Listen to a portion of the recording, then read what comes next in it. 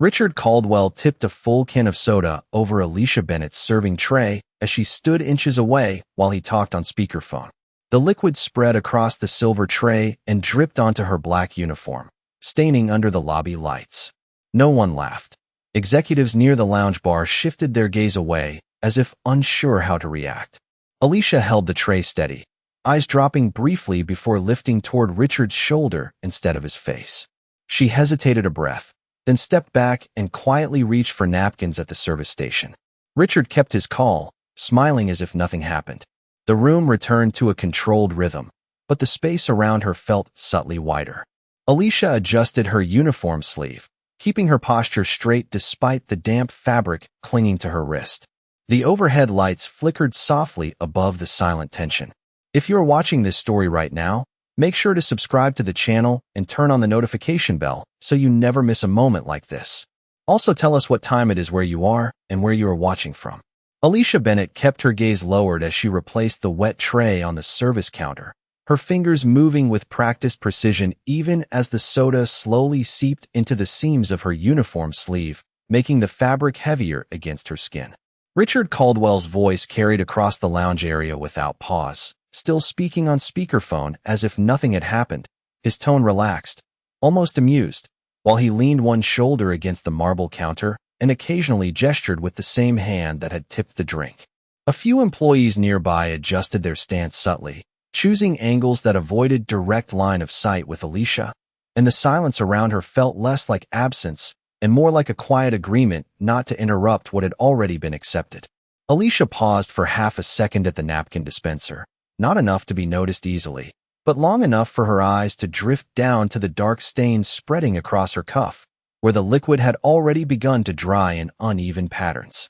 Her jaw tightened briefly, a small movement contained almost immediately, and she pulled a stack of napkins with steady hands before returning to the tray, folding each motion into routine as if repetition alone could smooth out what just happened. Richard laughed softly at something on his call, shifting his weight, then glanced toward her for a brief moment that did not linger, his attention sliding past her as though she were part of the equipment rather than a person working beside him. Alicia resumed wiping the counter edges where the spill had dripped earlier, her movements slightly slower than before, not from hesitation, but from recalibrating the rhythm of her task, as if her body needed a fraction of a second longer to reattach itself to normal workflow. The overhead lights hummed faintly, and the reflection of the marble floor carried distorted shapes of people who avoided stepping too close to the spill area, widening the invisible space around her without a single instruction being given. A junior staff member approached the beverage station, then stopped short, eyes flicking to Richard before quickly choosing another route, leaving Alicia alone with the residual mess and the soft sound of condensation dripping into a metal bin. She exhaled quietly through her nose, almost imperceptible, and adjusted her grip on the tray again, ensuring it remained level even though her sleeve clung slightly to her wrist, restricting movement just enough to be noticeable only to her. Richard ended his call with a short laugh, pocketed his phone, and turned slightly toward the lobby windows, already shifting his focus elsewhere without acknowledging the cleanup behind him. Alicia followed the spill trail along the counter edge, wiping each section with methodical consistency, her posture straightening as she moved, restoring a sense of order through repetition rather than reaction.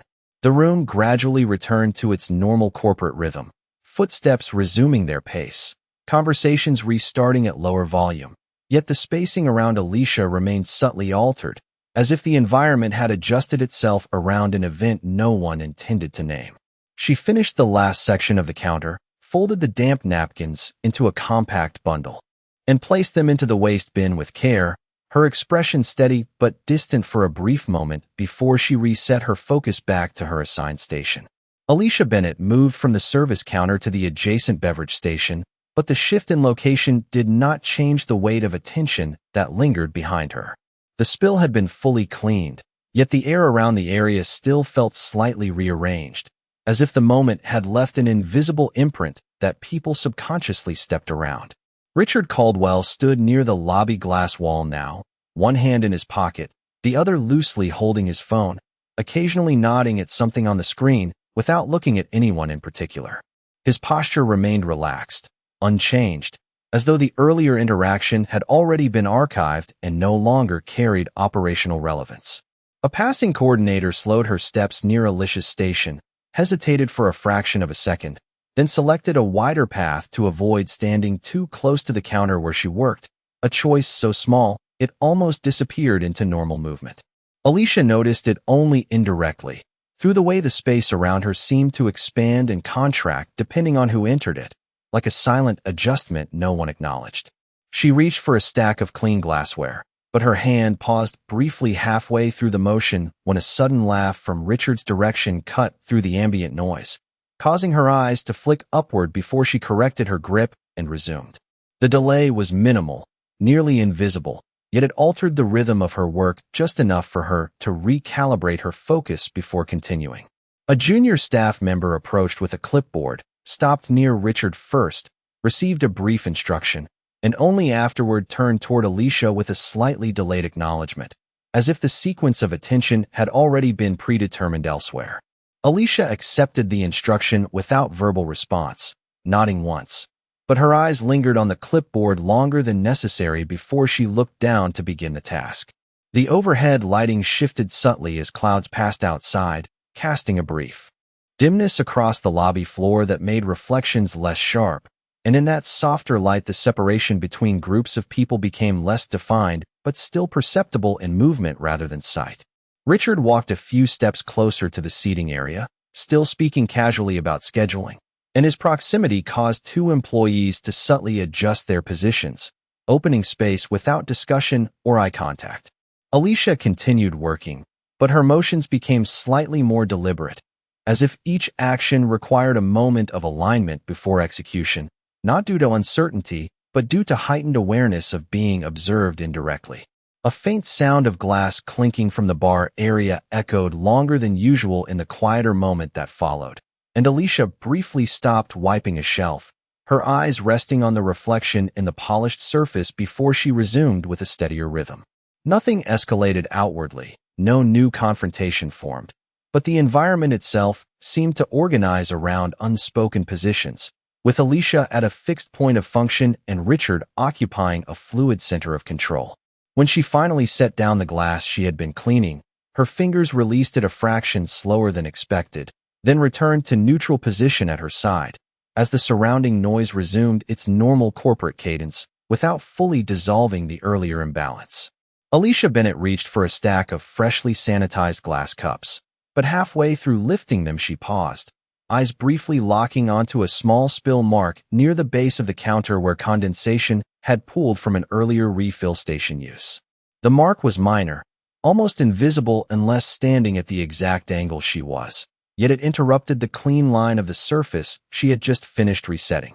For a moment she did not move, her fingers holding the edge of the tray slightly tighter than necessary, while the surrounding hum of conversation near the lobby seating area continued unchanged.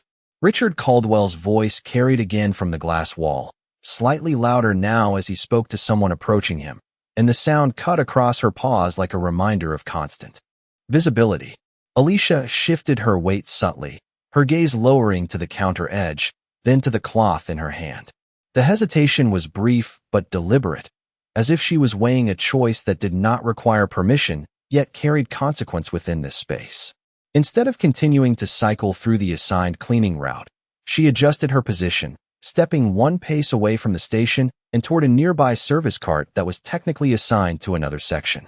It was a small deviation, but it broke the expected pattern of her movement within the floor layout. A passing supervisor glanced in her direction and slowed for a fraction of a second, then continued walking without comment, though his eyes lingered slightly longer than necessary before leaving her in peripheral awareness. Alicia placed the glassware down on a different tier of the cart than protocol indicated, aligning it carefully despite the deviation, her movements controlled but no longer entirely automatic. The change was subtle enough that no one interrupted her, yet it shifted how nearby staff oriented themselves, with one employee briefly hesitating before reaching into the same cart area, then choosing a different angle to retrieve supplies. Richard, still near the glass wall, turned his head slightly, as if noticing a shift in rhythm rather than a specific action, his expression tightening for a brief moment before smoothing out again as he resumed speaking. He did not address her directly, but his posture adjusted, shoulders squaring slightly, as if recalibrating the space around him. Alicia resumed wiping the edge of the cart, but now her movements carried a measured slowness, not hesitation, but control that required more attention than before. The overhead lighting flickered faintly as the building's power regulation shifted with increased HVAC load, casting a brief, uneven reflection across the polished floor. In that flicker, Alicia's outline seemed briefly separated from the surrounding motion, before reintegrating into the flow of service activity. No one spoke about the deviation, yet the awareness of it remained embedded in the timing of footsteps and the way people chose not to overlap their paths with hers. When she finally aligned the glassware back into a standardized position, she did so with exactness that exceeded requirement, then withdrew her hands and returned to neutral stance, the air around her slightly more attentive than before, though still unspoken and unresolved.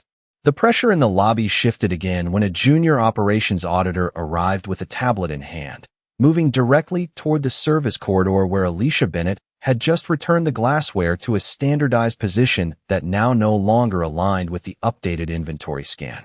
Richard Caldwell noticed the arrival before anyone else reacted, his eyes lifting from the glass wall reflection as he slowly straightened, his posture changing from casual oversight to deliberate control. He said nothing at first, allowing the auditor to stand near the beverage station and review the numbers aloud in a neutral tone that still carried across the polished floor. A mismatch was identified between recorded stock and physical placement, small in scale but immediate in procedural visibility, and the room's ambient sound seemed to narrow as employees nearby slowed their movements without being instructed. Alicia felt the shift before she was addressed, her hands still resting near the edge of the service cart, fingers lightly touching the metal frame as if confirming its stability.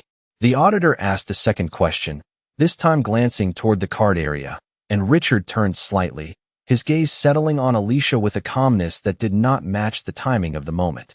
He did not raise his voice, but he spoke her name clearly enough that several heads subtly oriented toward her station, and the simple act of being named in that space altered the geometry of attention around her. Alicia paused mid-motion, not fully stepping forward, not fully remaining still, caught in the exact threshold between continuation and interruption, her eyes briefly shifting toward the glassware she had repositioned earlier, as if verifying the cause without needing to be told.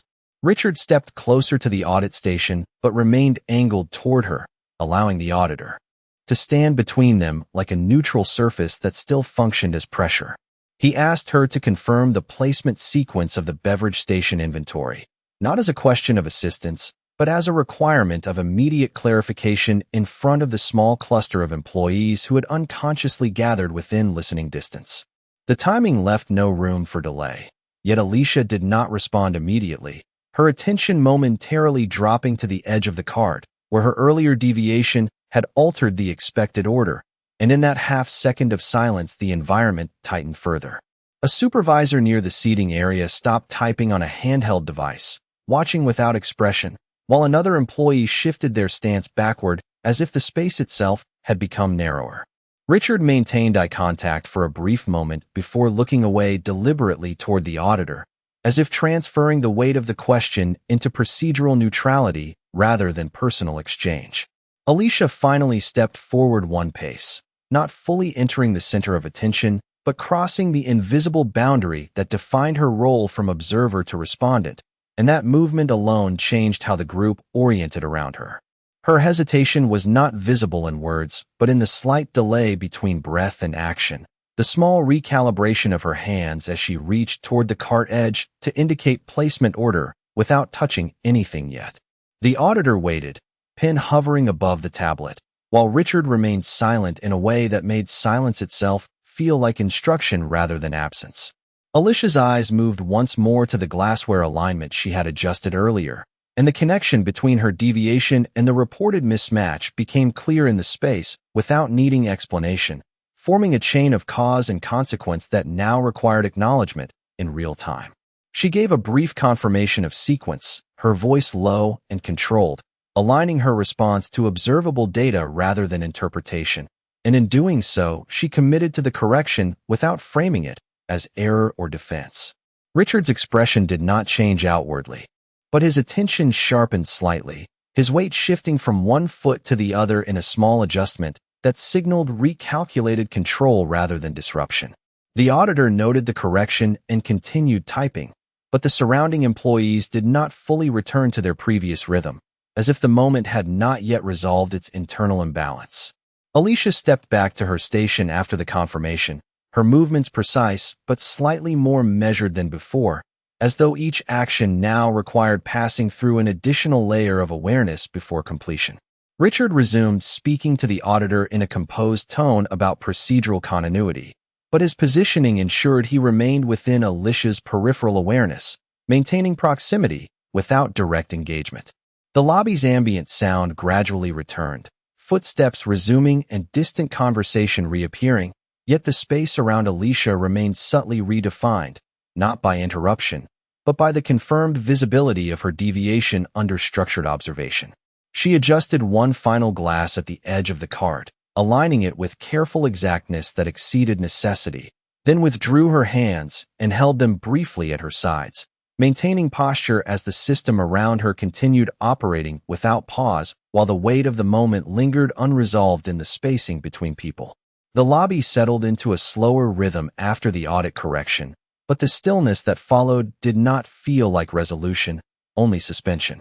Alicia Bennett remained at her station near the service cart, her hands resting lightly on the edge as if she had not fully decided whether to resume motion or remain in readiness. The glassware had been realigned, the audit discrepancy acknowledged, yet the space around her carried a residual attention that no longer required active observation to persist.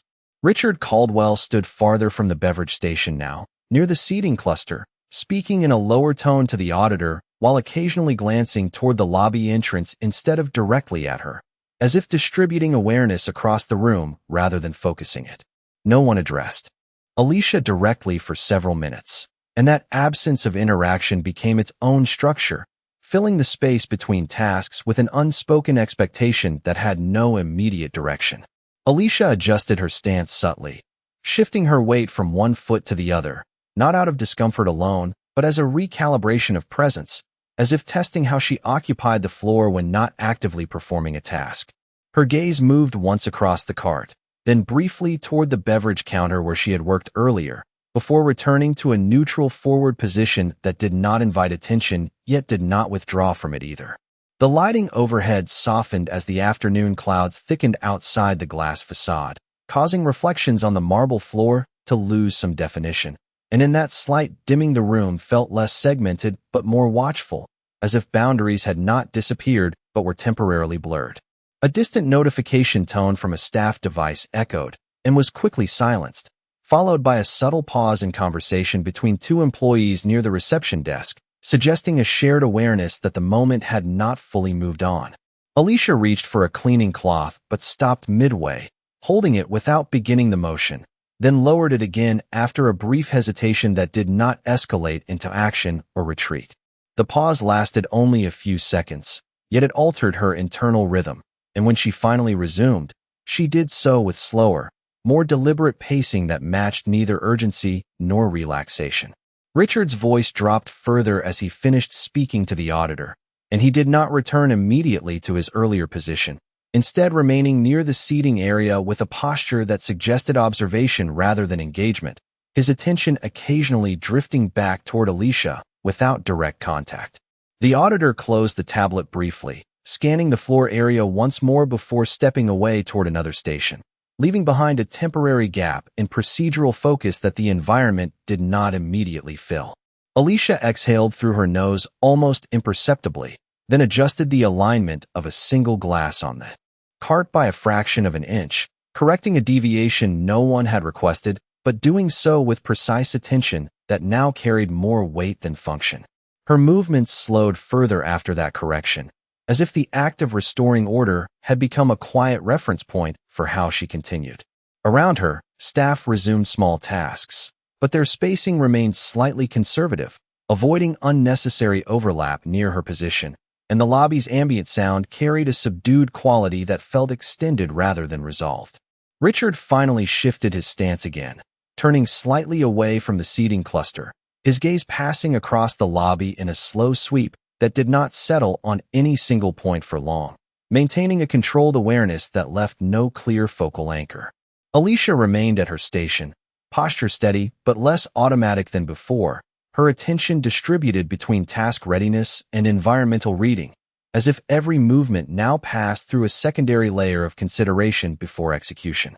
No new instruction arrived, no new interruption formed, yet the absence itself became active, shaping behavior without declaring direction, leaving the entire floor in a sustained quiet interval that held tension without release.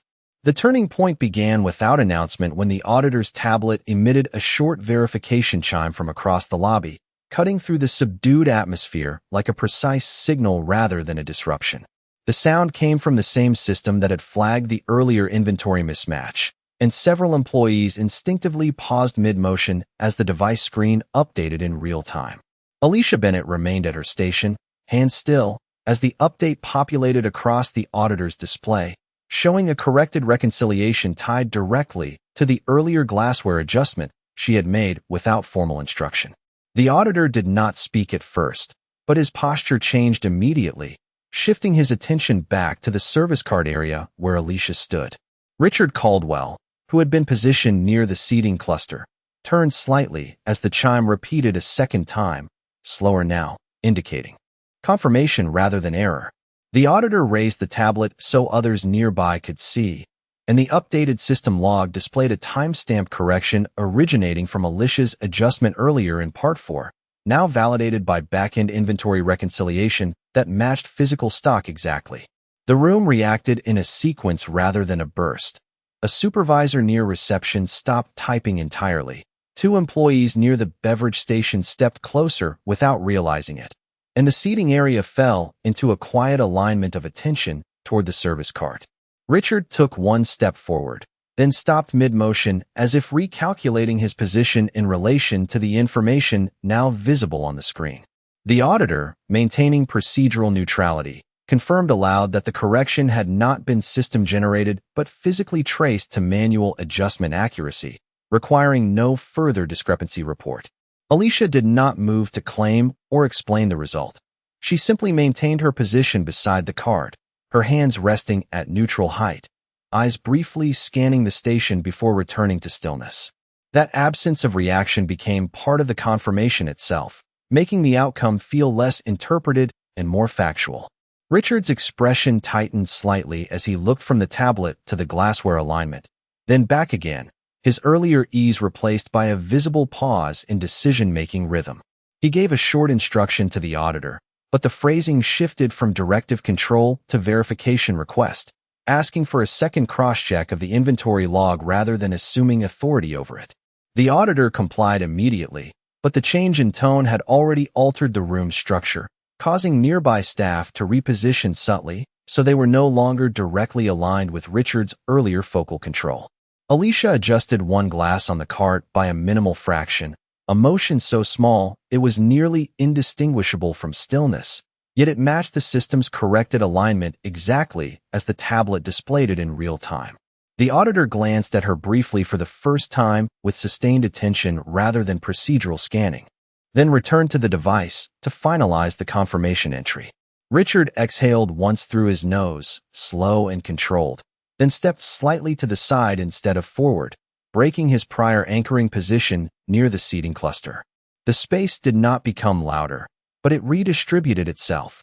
Attention no longer centered on interpretation of error, but on the verified origin of correction that could be traced, confirmed, and recorded without dispute. Alicia remained steady at the cart, her posture unchanged, but the environment around her had shifted in measurable terms, with procedural acknowledgement now attached to her earlier deviation as validated correction rather than discrepancy. The auditor closed the verification cycle on his tablet, and the final confirmation tone echoed once through the lobby, marking the system's acceptance of the adjustment as correct, causing a subtle but irreversible recalibration in how the staff oriented themselves within the space. The lobby did not return to its previous rhythm after the verification tone faded. Instead, it reorganized itself around the updated status in a way that was visible only through behavior rather than announcement. Alicia Bennett remained at the service card, but the way people moved around her had already shifted. No one cut across her workspace casually anymore, and two employees who had previously avoided her now slowed their pace only to ensure they did not interrupt her alignment of the station. Richard Caldwell stood near the seating cluster, but for the first time since the beginning of the sequence, his positioning lacked a clear center of control. He adjusted his stance twice within a short span, once stepping toward the auditor, then stopping without completing the approach, redirecting his attention back toward the lobby floor instead of any single person. The auditor, still holding the tablet, completed the final system acknowledgement and then moved away toward another station without waiting for further instruction, leaving a procedural vacuum that no one immediately filled. Alicia did not move from her position. Her stillness now carried a different weight, not as absence of action, but as a confirmed reference point within the system's corrected state. A supervisor near reception opened a scheduling interface on a handheld device, paused, then closed it again without making adjustments, choosing instead to observe the updated flow of activity before committing to any change in task assignment. Richard spoke briefly to one of the staff near him, but the instruction was cut short halfway through when he noticed the staff member's delayed response, the hesitation on their part not unusual on its own, but newly amplified by the recent system validation tied to Alicia's action. He repeated the instruction more precisely, then ended the exchange sooner than intended, turning away before the interaction fully resolved, a break in his usual continuity of control that remained visible in the way he repositioned himself closer to the glass wall instead of the center seating area. Alicia adjusted a single glass on the card again, but this time the movement was not corrective. It was maintenance of a state already confirmed, and nearby staff noticed without needing to verify. One employee who had previously bypassed her station now stopped briefly at a distance, waiting for Alicia to complete her task before proceeding, a delay that did not exist earlier in the sequence. The shift was not spoken, but it was consistently enacted through spacing and timing. Richard glanced toward the auditor's last known position, then returned his focus to the lobby entrance, as if recalibrating where authority now needed to be observed rather than asserted. He raised his hand slightly to gesture toward a task assignment, then lowered it without completing the signal, redirecting the instruction verbally instead, a change subtle but distinct from his earlier decisiveness. Alicia remained composed, continuing her work cycle with measured consistency, her movements no longer requiring adjustment for external uncertainty, while the environment around her stabilized into a pattern that now included her correction as an embedded reference point rather than an anomaly. The seating area gradually resumed conversation at a lower volume than before, but even in that return, pauses between sentences had lengthened, and eye contact between staff members was more deliberate, as if confirming shared awareness of the updated structure. Richard finally moved away from the glass wall, but his path toward the interior of the lobby was indirect, interrupted once by a brief stop near the beverage station where he looked at the cart without engaging, then continued on without speaking. No confrontation emerged, yet the distribution of attention no longer followed his positioning as cleanly as it had earlier in the day. Alicia's station remained unchanged in location, but its perceived function within the room had shifted. It was now referenced indirectly through spacing, timing, and procedural acknowledgement rather than ignored or assumed. The final visible change came when a second staff member, previously positioned to avoid proximity, briefly aligned their route to pass near Alicia's cart, paused, then continued forward only after confirming she was not actively engaged in correction work, a small but clear adjustment that reflected the new hierarchy of attention established moments earlier and now quietly maintained across the floor. Alicia Bennett finished aligning the final glass on the service cart, her hands pausing only long enough to confirm the spacing matched the corrected inventory layout before she withdrew them fully, returning to a neutral stance beside the station. The lobby had already begun to settle into its original operational rhythm, but now it moved with a different logic, less centered, more distributed, as if no single figure held absolute directional pull anymore. Richard Caldwell stood near the glass wall for several seconds without speaking or signaling, then finally took a step forward that stopped midway as his attention shifted toward the reception desk instead of the service area. He did not issue another instruction to Alicia, nor did he correct the earlier deviation again. Instead, he adjusted his jacket, looked once across the floor, and walked toward the executive corridor with a pace that was controlled but no longer anchored to the earlier authority he had projected throughout the day. That movement, small but definitive, marked the final visible shift in how the space responded to him. Staff near the seating area resumed their conversations more naturally now, no longer pausing between sentences or measuring proximity before speaking. The auditor had already left the floor, and without procedural presence, the remaining interactions reverted to standard cadence rather than observation. Alicia remained where she was for a moment longer than required, then lightly pressed the edge of the cart to ensure stability before stepping back half a pace, returning fully to her assigned boundary without deviation. No one redirected her, no one questioned her position, and no additional checks followed. The system had already absorbed the correction and stabilized around it. Richard's absence from the central lobby became noticeable only in how quickly attention dispersed after he left, as if the space itself had been released from a single point of gravitational control. Alicia's uniform sleeve, still faintly marked from earlier, caught a small reflection of light as she turned slightly toward her next assigned task area. Then she resumed movement with steady precision, no longer adjusting for observation. The lobby lights continued their soft afternoon cycle, and the glass walls reflected a calmer exterior as foot traffic outside remained unchanged, indifferent to the internal recalibration that had just completed. A supervisor near reception reopened his scheduling interface, and this time proceeded without hesitation, assigning tasks without pausing between entries, signaling a full return to workflow continuity.